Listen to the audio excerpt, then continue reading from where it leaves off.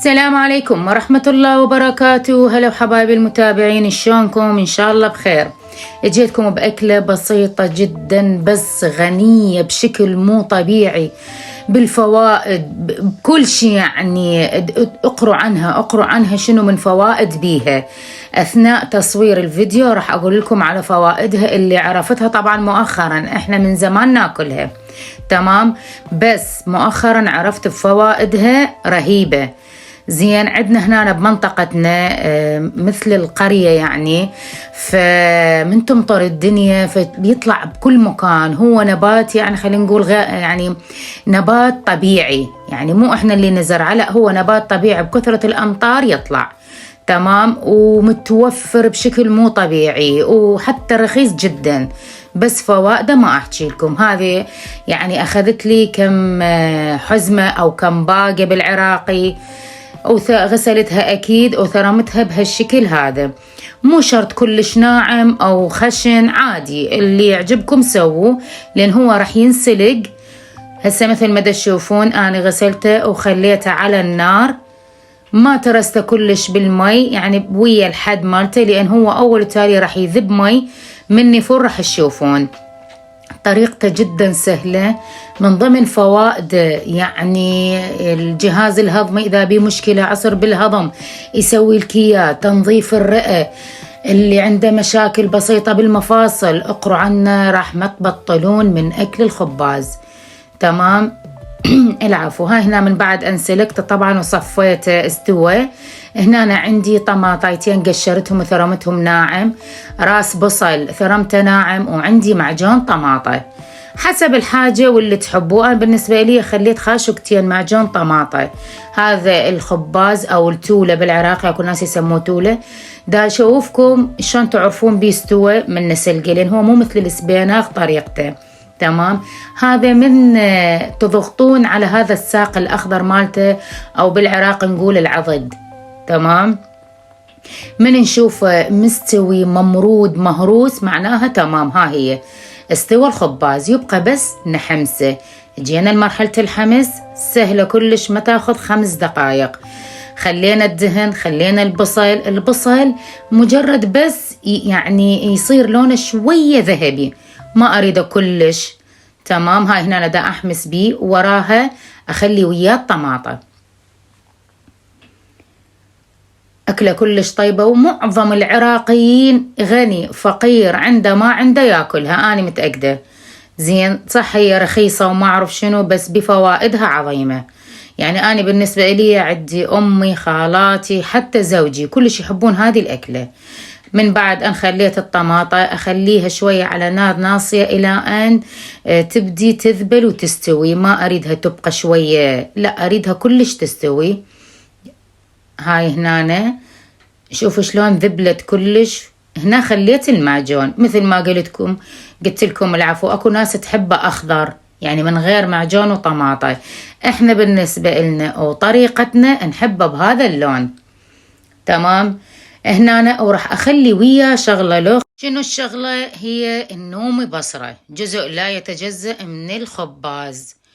بكيفكم، اللي يحب حامض يخلي النوم بصرة، ينطي مو بس حموضة، ينطي نكهة كلش طيبة.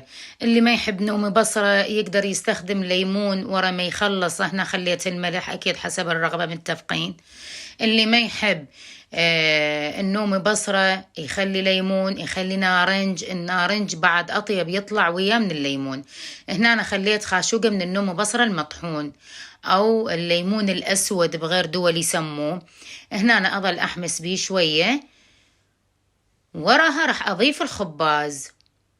هذه أكلتنا كلش بسيطة وطيبة وغدوية طيبة. أنا بالنسبة لي هذا غداية، تقدرون تضيفون وياه أي شيء، تخلون يعني إضافة وياه يعني على مود الأطفال إذا ما كلش يحبوه، يعني في الطبق ثاني مو مشكلة.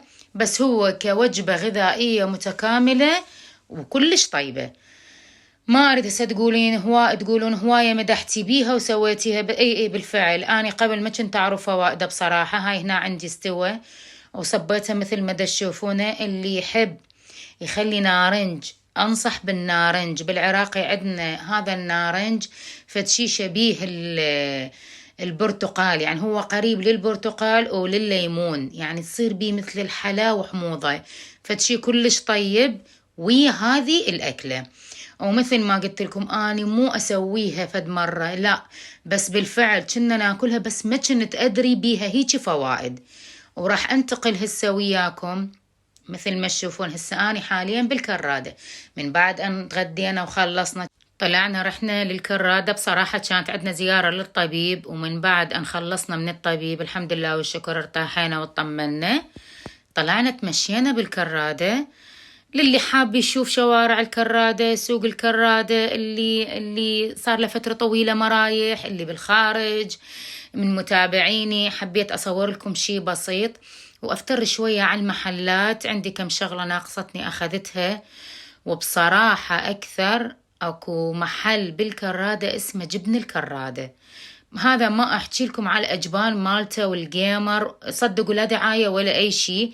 بصراحة أنا كل ما أروح للكرادة لازم أشتري من هذا المحل جبن عرب، حتشوفونه هسه بالفيديوهات. فتشي جبن راقي جدا وطيب جدا، يعني أكيد اللي مجربه واللي يعرفه والعراقي زين يعرف هذا الجبن شنو. تمام، هو ما متوفر بالمحلات، يعني مو أي محل يبيعه، وحتى إذا المحلات تبيعه يعني له طعمه له ملوح، يعني مو أي محل يبيع هذا الجبن مضبوط. تمام، فالحمد لله والشكر رحت للمحل ولقيت الجبن اللي أريده. هسه أصور لكم إياه، بس هنا أنا بعدني دا أمشي بالكرادة.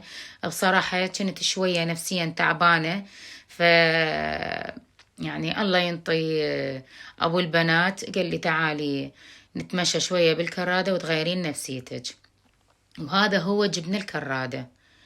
تمام، فحبيت بس أشوفكم الأجبان مالته. اعتيادي الراشي ودبس الرمان التمر هند، بس هو اختصاصه الجبن العرب أو جبن المالح، أنا أسميه جبن مالح. وهذه أنواع الزيتون، هذا هو الجبن. بصراحة ما أقول لكم هو سعره رخيص ولا كلش غالي، وسط، يعني بالنسبة لهيك نظافة وهيك طعم سعره جدا مناسب. تمام، ومن بعدها رحنا قعدنا بمكان كلش لطيف وحلو وأكلنا كنافة. طبعا مو أنا أكلت، زوجي اللي أكل للعلم، يعني أبو البنات هو اللي أكل، أنا بس شربت قهوة.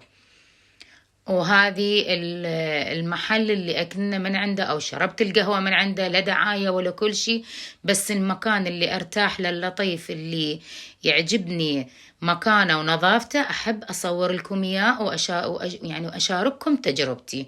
هذه القهوة كانت جدا لذيذة وطيبة. والمرحلة الثالثة وين رحت على الطاحونة.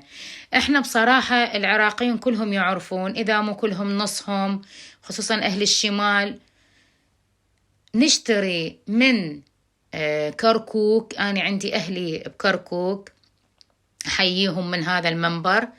تمام، فكل ما نروح الكركوك لازم أشتري منك، أو هم صوغتهم راشي، عندهم اسمه راشي العرائس، يعني ببغداد أبد ما اشتريت وطلع مثل هذا الراشي إلا هذا المكان الطاحونة. يعني أنا صدقوا هاي أول مرة أروح له، وأول مرة يعني عليك يا الله فتت، بس يعني حتى ضقته قبل لا أشتري. راشي خبر، يعني مثل راشي العرائس اللي من كركوك. اللي يحب الراشي ويريده أصلي يروح لهذا المكان، الراشي رهيب مالتهم. تمام، وأكيد أخذنا بعد كم شغلة وخلصنا ورجعنا للبيت. إن شاء الله يا ربي روتيني البسيط عجبكم، ولا تنسوني باللايك والاشتراك حبايب، لأن بصراحة من بعد رب العالمين ودعمكم إلي ما بقى شي وأوصل 1000 مشترك، فيا ريت تكثفولي باللايكات والاشتراك وأي كومنت أو تعليق بسيط. شكرا جزيلا مرة أخرى للمتابعة الحلوة، مع السلامة.